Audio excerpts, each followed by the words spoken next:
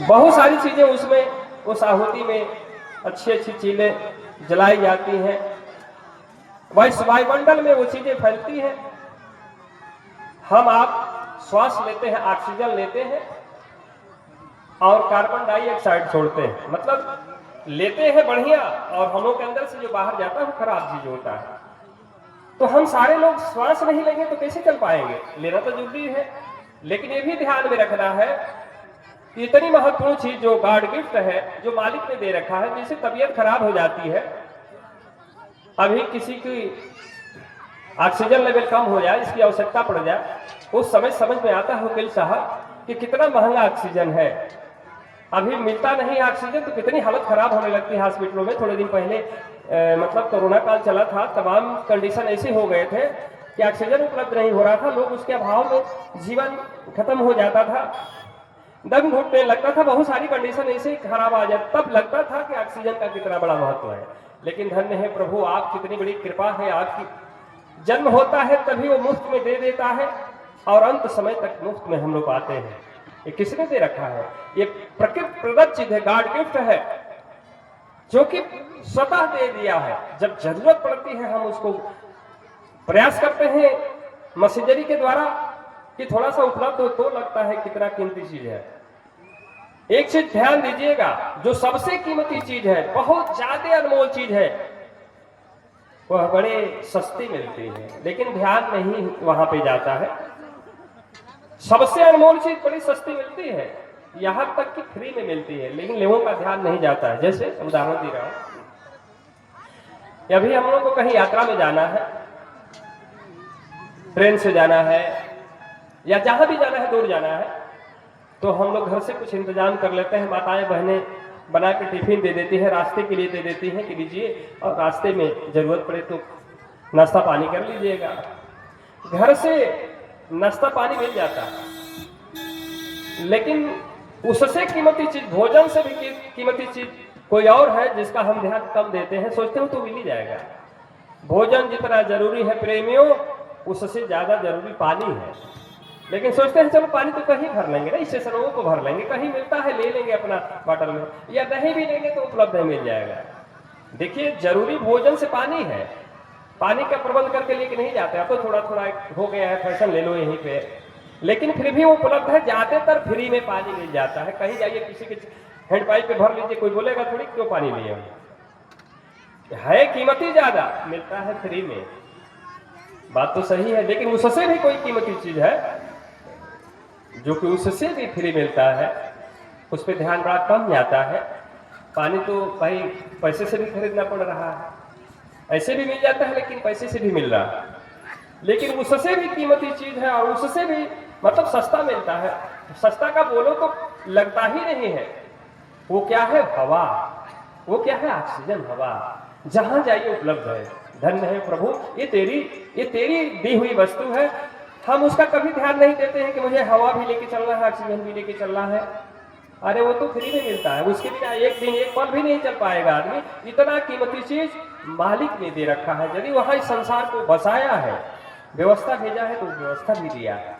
और हम लोग यहाँ क्या करते हैं कि देवी जी को खांसी भेड़ा, पीरन को नौने जा, आओ प्रभु जी के कुछ भी नहीं, जिन बहिया पकड़ी के भेजा। यहाँ पे थोड़ा थोड़ा पूजा पाठ करते हैं, बोलते हैं उनके लिए ये पूजा है, उनके लिए ये इंतजाम है, उनके लिए ये करना है, सारा करते हैं आप। क्योंकि उतनी ही जानकारी है तो करते हैं। हालांकि सत्य कुछ और होता है। सत्य पे अभी थोड़ा सा प्रकाश डालूंगा, क्योंकि आज चौथे दिन बोलने आया हूं और वो बातें बोलनी है जो 3 दिन बोले हैं, वो बात जो हुई है वो नहीं बोलना। ये भी ध्यान में रखना है कि जो चीजें चर्चा में आई हैं वो चौथे दिन दूसरी चीजें आनी चाहिए। ये भी ना हो कि वो तो पिछले दिन चर्चा की वही बोला, वो मेरे को ही अच्छा नहीं लगता है। जो चीज हुई है, भले कुछ लोग नए आए हैं, नए आए हो अलग बात है, लेकिन मेरे ध्यान में है कि 3 दिन पहले क्या क्या बोला गया है वो चीजें नहीं होनी चाहिए, नई चीज होनी चाहिए। तो कुछ कॉमन भी होना चाहिए, नया भी होना चाहिए।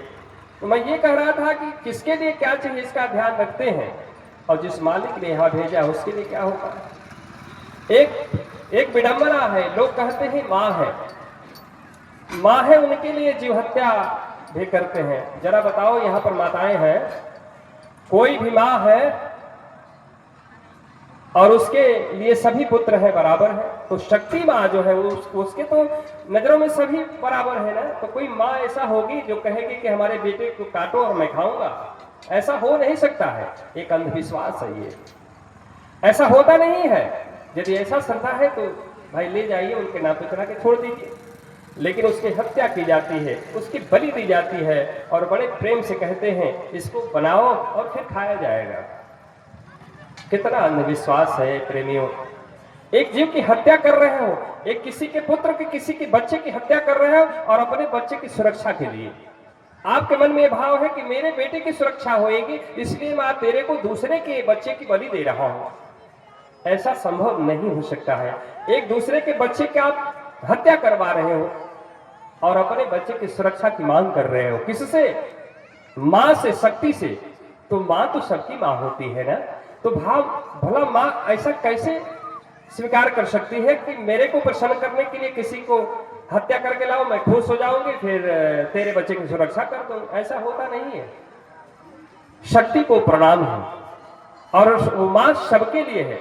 मां के ऊपर जितना भी कहा जाए कम होगा। जिस जगह पे नारियों का सम्मान नहीं होता है, जिस जगह पे देवियों का सम्मान नहीं होता है, वो घर श्मशान जैसा हो जाता है। अगर जो ठीक से विचार करेंगे तो यह लगेगा कि जहां पे नित्य झगड़े होते हो, जहां पे आपस में बनाव नहीं है, वो घर श्मशान जैसा है, वो रहने की इच्छा नहीं करती है। और जहां पर प्रेम है, जहां पे प्रेम है वहीं स्वर्ग है, और जहां पे विवाद है वहां नरक है। किसी ने ठीक ही कहा है कि जहां दुष्ट प्रवृत्ति के लोग रहते हैं वहां पे प्रभु वास मत देना। भले नरक में मुझे भेज देना, वो चलेगा, मंजूर है, लेकिन दुष्टों के साथ मत भेजना। क्यों? कि दुष्ट बहुत ज्यादा दंड सताता है, हर समय आपको ऐसा परिस्थिति पैदा करता है कि आप दुखी हो जाते हैं। बलु भले बास नरक करता, अदुष्ट संग जन देहु विधाता। हे विधाता, हे मालिक, नरक में भेज देना वो चलेगा, वहां पर भी बढ़िया आदमी होगा तो व्यवस्था बढ़िया बना लेगा, लेकिन दुष्ट का साथ मिल जाएगा तो बड़ी कठिन जीवन हो जाती है। मैंने इसलिए इस बात पे कहा कि हमारे खान पान शुद्ध होने चाहिए, हमारे रहन सहन शुद्ध होने चाहिए, तभी जो है हम प्रभु की कृपा के पात्र होंगे। ये बात ध्यान में रखिएगा। कहने का तात्पर्य ये है, मैं कह रहा था कि मां के नाम पे हम हत्या करते हैं और अपने बच्चों की सुरक्षा की कामना करते हैं। ऐसा हो नहीं सकता है। यदि मेरे द्वारा किसी की हत्या होएगी तो क्या मेरे बच्चे की सुरक्षा होएगी? नहीं। वो भी बड़ा दुख के साथ इस बात को कहना पड़ रहा है कि लोग चाहे बकरा हो, चाहे जो भी चीज है उसको काटते हैं और माँ के नाम पे चढ़ाते हैं और फिर अपने ला के खाते हैं, बोलते हैं माँ के लिए चढ़ाए। अरे माँ को खाना होता तो माँ ऐसे खा लेती, क्या फर्क पड़ता है? और तमाम घूम रहे हैं, जिसकी जब इच्छा करती हो खा लेती। ऐसा होता नहीं है। हमारे आपके रहन सहन बिगड़ गए हैं, सोच बिगड़ गई है, डर पैदा हो गई है, अंधविश्वास हो गया है। इस पे थोड़ा ध्यान देना होगा। ध्यान देने की बात इसलिए कह रहा हूं कि बड़ा लाभ मिल जाएगा जीवन में। जैसन खाई अन्न वैसन होई मन, जैसन पी पानी वैसन होई बानी, जैसन रही संग वैसन होई ढंग। एक बड़ा प्रभाव पड़ेगा। और आज मनुष्य का खान पान बिगड़ गया है। कहा गया है कि 4 तरीके के प्रमाण है इस जगत में, 4 तरीके के प्रमाण है सफाई करने वालों की संज्ञा। एक तो प्रथम में सुअर की गिनती होती है। सुअर एक जानवर होता है, सभी लोग देखे हैं उसको। सवेरे सवेरे उसका नेचुरल गुण है, प्राकृतिक गुण है कि सवेरे उठ करके दौड़ती है और जा करके जहां भी गंदगी मिलती है उसी को साफ करती है। लेकिन ध्यान दीजिएगा, वो सुअर भी जो जानवर है गंदगी साफ करता है, लेकिन अपने जहां रहता है जिस खुबार में, वहां बड़ा सफाई रखता है, उसमें गंदगी वो नहीं करता। तो प्राकृतिक देर है कि वो जाके गंदगी को साफ करता है। लेकिन एक बात मैं मजबूती से कहना चाहता हूं, एक तो सुअर सुअर होती है, लेकिन 3 और सुअर की श्रेणी आई है। कौन? तो जग में 4 सुअर है भाई, जग में 4 सुअर है भाई, एगो तो सुअर एगो सुअर हवे हवे जो विष्टा करे सफाई। आ दूसरा सुअर हवी जल की मछली जो जल की करे सफाई। आ तीसरा सुअर हवे की धराज जो मुअल मुर्दा ले तो उठाए। आ चौथा सुअर बाड़ी मानुष ही जतिया जेवन कुल्ही सुअरन के खाए। विचार करिए कि मानव की श्रेणी कितनी बेहतर है।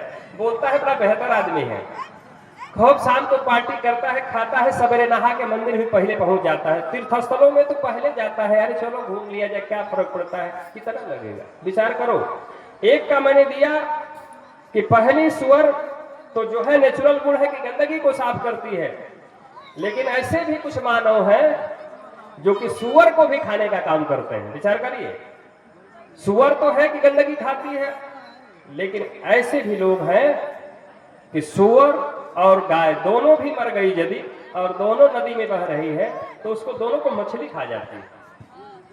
वो नहीं देखती है कि सुअर का मांस है कि गऊ का मांस है कि किस जीव जंतु का है कि आदमी का है, और उसको वो खा जाती है। और मछली को खाने वाले हिंदू और मुसलमान सभी हैं, सिख ईसाई सभी। जरा विचार करिए, वो मछली गाय को भी खाई है या सुअर को भी खाई है। मुसलमान भाई बोलता है मेरा सुअर हराम है, नहीं खाते हैं। हिंदू भाई बोलता है गऊ हराम है, मैं नहीं खाता हूं। और उसके पेट में दोनों चीजें हैं और ला करके दोनों खा रहा है और बोलते हैं बड़ा धार्मिक आदमी हूँ, पूजा भी करता हूँ, पाठ भी कर लेता हूँ, यज्ञों में दान भी सहयोग करता हूँ और बड़े तीर्थस्थलों पे चढ़ा भी जाता हूँ। जरा विचार कर लीजिए। तीसरा श्रेणी जो है गिद्ध की आती है। गिद्ध जो है मुर्दा खाता है। अब तो गिद्ध ही बेचारे पलायन कर गए। बहुत पहले हम लोगों ने देखा है जानवर मर जाते थे, गिद्ध जो है आके खाते थे। लेकिन एक स्टैंडर्ड है गिद्ध का कि वो मुर्दा सिर्फ मांस खाता था, वो मछली नहीं खा सकता है। गिद्ध जो है बड़े बाबू सिर्फ वो मुर्दा का मतलब जानवरों को खाता था, वो मछली नहीं खा सकता है। लेकिन आदमी का कोई स्टैंडर्ड नहीं है, ये कुछ भी खा सकता है, कुछ भी कर सकता है, किसी स्तर पे जा सकता है। ये मनुष्य की स्थिति है। इसलिए मुझे कहना है कि तीसरा सुअर हमें गिद्धराज जो मोल मुर्दा ले तो उठाई। और चौथा सुअर बड़ी मानुष जनिया जब कुल्ही सुअरन के खाई।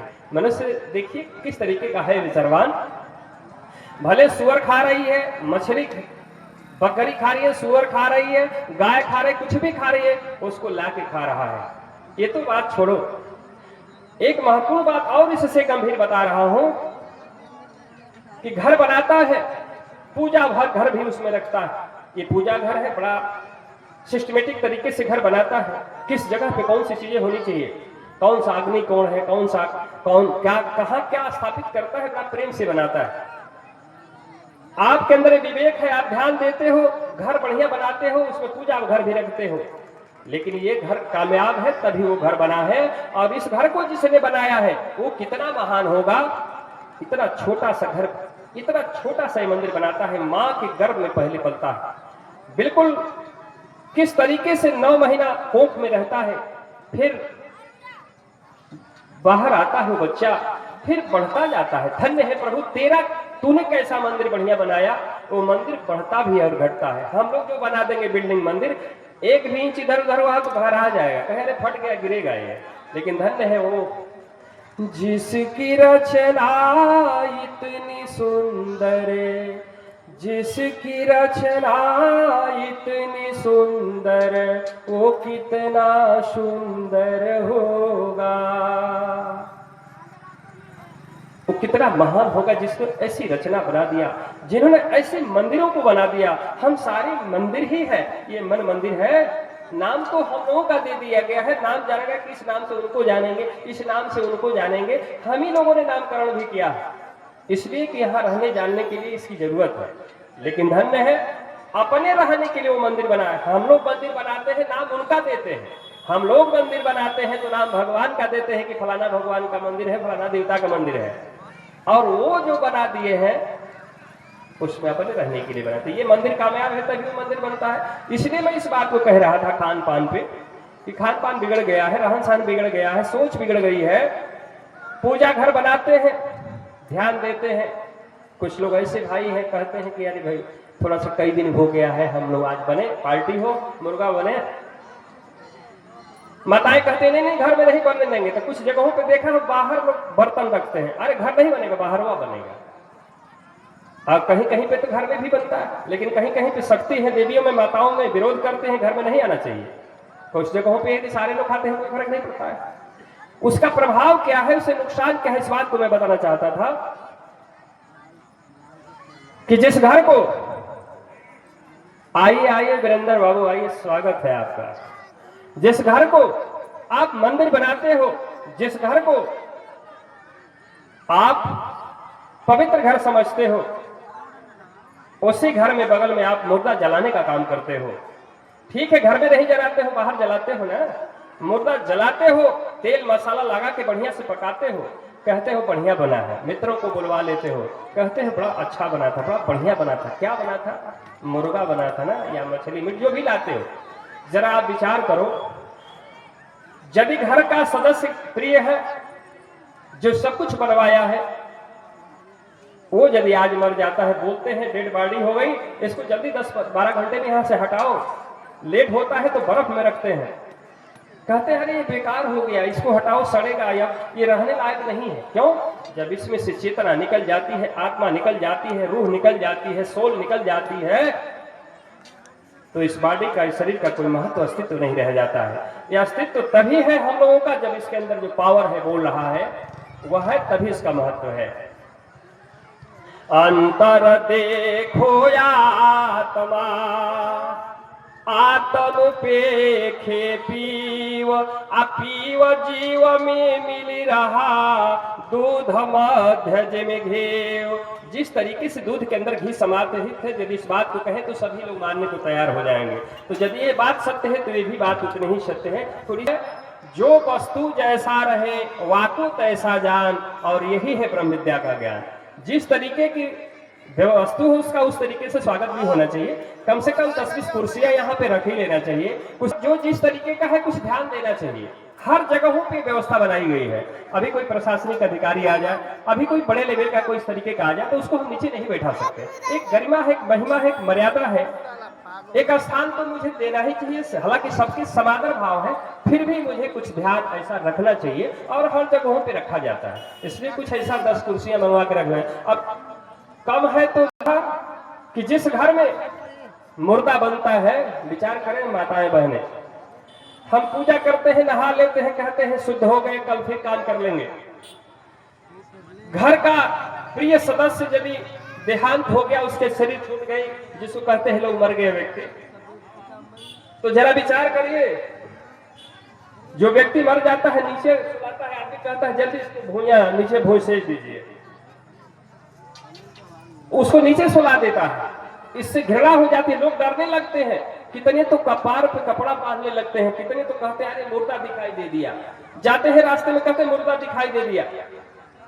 इतना डर जाते हैं किससे? मुर्दे से। कौन मुर्दा? जो मेरी माँ थी, मेरा बाप था, मेरा बेटा था, मेरा भाई था, मेरा परिवार था, जिसने सब कुछ ये साम्राज्य कायम किया, जिसने तमाम बिल्डिंग बनाया, तमाम व्यवस्था बनाया, इस भौतिक जगत का बड़ा से बड़ा पावर पासीन रहा। ये सारे काम करने वाले जिस दिन शरीर छोड़ देते हैं, लोग बड़ा घृणा करने लगते हैं। क्या बोलते हैं? मुर्दा हो गया। अपना ही घर का है, उससे भी घृणा होने लगती है।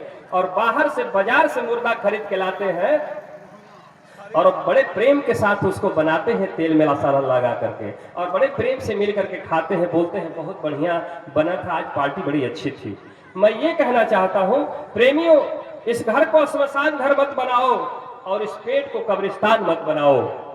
घर को श्मशान मत बनाओ, चाहे जहां जलाया जाता है श्मशान बोलते हैं ना, और जहां पे दफनाया जाता है, जहां पे मुर्दा दफनाया जाता है, उसको कब्रिस्तान बोलते हैं। तो अधपका मांस को क्या करते हैं लोग? मुख के माध्यम से खाते हैं, पेट में दफना देते हैं। जरा बताइए, कब्रिस्तान में दफनाया जाता है तो क्या बोलते हैं? कब्रिस्तान हो गया। तो पेट को कब्रिस्तान मत बनाओ आप, और घर को श्मशान मत बनाओ आप। ये मेरी हाथ जोड़ के विनती है, क्योंकि कब्रिस्तान में और श्मशान में कौन रहता है? श्मशान में शैतान रहता है ना। तो यदि हमारे खान पान राक्षसी होंगे तो राक्षसी बुद्धि विचार सोच भी होगी, और फिर जगह, जिस जगह पे आप श्मशान बना दिए, शमशान बना दिए, कब्रिस्तान बना दिए, और आप ही नहा धो के फिर पहले नंबर मंदिर पे भी जाते हो, चाहे मस्जिद में जाते हो नमाज अदा करने के लिए, चाहे जाते हो चर्च में प्रेयर करने के लिए, चाहे गुरुद्वारे में जाते हो। जरा विचार करो इससे नुकसान क्या होता है। इसलिए मैंने समझाया कि कामिनी सुदिन विष पीवे अमृत मिले न ताहि, प्रभु से मुख उल्टा रहे तो मुक्ति कवन विधि पाए। इसलिए मैंने इस बात को कहा कि ये सोच इस तरीके की रहेगी तो प्रभु के आशीर्वाद से व्यक्ति दूर हो जाता है। कामिनी सुदिन विष पीवे अमृत मिले न ताहि, प्रभु से मुख उल्टा रहे तो मुक्ति कवन विधि पाए। जो कामी है, विषयी है, व्यभिचारी है, कुपंथ कुमार्ग पे चलने वाला है, वो भी प्रभु के आशीर्वाद को चाहता है, मानता है उनको। तो मेरी हाथ जोड़ करके विनती है कि हम उनको चाहते हैं तो उनके अनुरूप रहेंगे, तभी कृपा मिल पाएगी। यदि हमसे मुख उल्टा कर लेंगे तो देने वाला देना ही चाहता है तो कैसे ले पाएंगे हम। इस ज्ञान में वो ताकत है, इस शक्ति में इतनी, इस भक्ति में शक्ति है, इतना बड़ा पावर है कि जिस प्राणी के अंदर, जिस भाई बहन के अंदर ये संस्कार आ जाए, ये दीक्षा आ जाए, ये सोच आ जाए, तो सोच को तो ही बदल देना। सोच को बदल दो, सोच को बदल दो, सितारे बदल जाएंगे। नजर को बदल दो, नजारे बदल जाएंगे। किश्तियां बदलने की जरूरत ही नहीं, किश्तियां बदलने की जरूरत ही नहीं। सिर्फ दिशा को बदल दो तो किनारे बदल जाएंगे, दिशा को बदल दो तो किनारे बदल जाएंगे। तो सोच को बदल लेना है, थोड़े से संतों के विचार पे ध्यान देना है। आपके घर परिवार में सुख शांति आ जाएंगे। जो लोग तमाम साम्राज्य कायम किए हुए हैं, टेंशन में है, अशांति में है, दुख में है, बीपी बढ़ रही है, शुगर बढ़ रहा है, तमाम टेंशन हो रहे हैं, क्यों? कुछ न कुछ चीज का अभाव है। मैं दावे के साथ कह रहा हूं इस बात को, थोड़ा सा ध्यान दे दिया जाए, जीवन तो बन ही जाएंगे, हमारा आत्म कल्याण हो जाएगा। हम जहां से आए हैं उसकी तैयारी कर लेंगे। कम से कम टाइमों में सारी बातों को बोलना है। हृदय में बहुत बड़ा भाव है। जो चीज मैं आपको देना और कहना चाहता हूं, मैं वो संदेश देने आया हूं। कृष्ण भगवान ने गीता में कहा है, उठो उठो धर्म बंधो।